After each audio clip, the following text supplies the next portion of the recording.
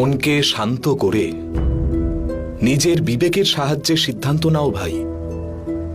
কথাটা রাজা আর প্রজার নয়, কথাটা আদর্শের।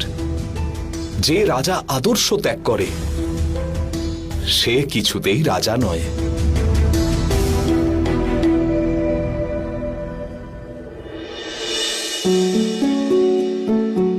এই সূর্যকে দেখতে পাচ্ছ ভরত? অস্ত যাওয়ার আগের মুহূর্তেও আমাদের সূর্যবংশীয়দের নিজের মর্যাদা মনে করিয়ে দিচ্ছে।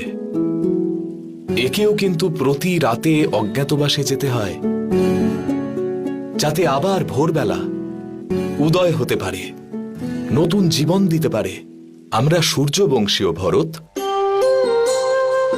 এই সূর্যের মতোই আমরা আদর্শ পালন না করে কি করে থাকতে পারি? সূর্য যখন অজ্ঞাতবাসে থাকে তখন আলো দেওয়ার জন্য চাঁদকে প্রকাশ পেতেই হয় ভরত।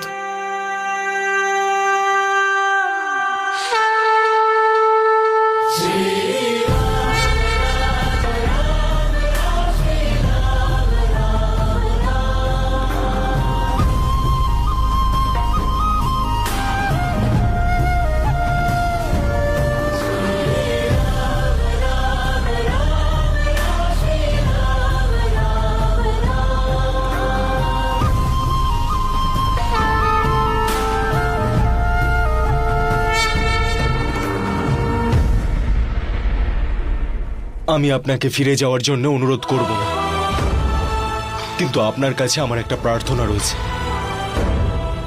যেটা আপনাকে স্বীকার করতেই হবে।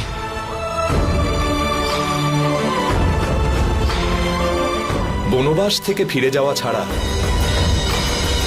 আর তুমি যাই বলো না কেন, রাম তা পালন করবেই ভাই।